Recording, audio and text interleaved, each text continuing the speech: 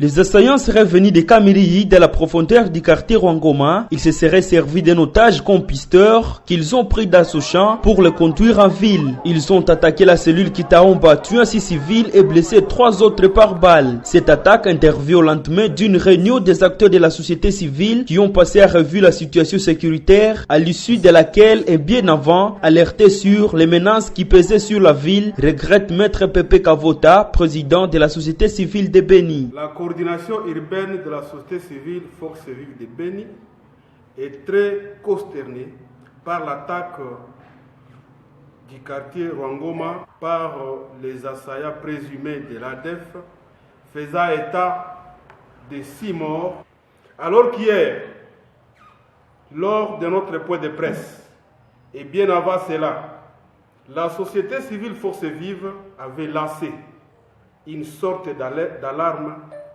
à l'endroit des autorités compétentes pour sécuriser la ville.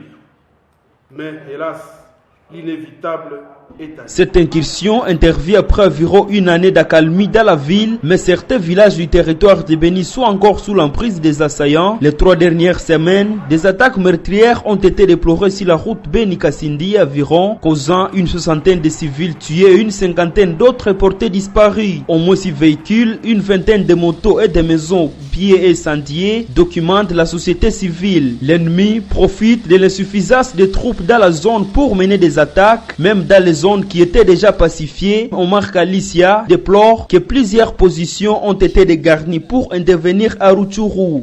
Quand on a dégarni les positions militaires, l'ennemi a compris qu'il y a déjà l'espace vide et il est venu attaquer. Les positions là dégarnies, ce sont des militaires commandos.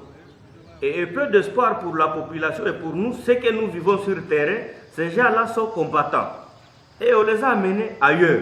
Il faut déclencher les opérations parce que l'ennemi est en train de sillonner. Aux côtés des forces armées de la RDC, c'est un silence. Nos efforts pour entrer en contact avec le porte-parole des opérations Soukoula 1 n'ont pas payé. Toutefois, le porte-parole des opérations conjointes FARDC-UPDF a annoncé la semaine dernière des opérations militaires dans le secteur de Rwenzori.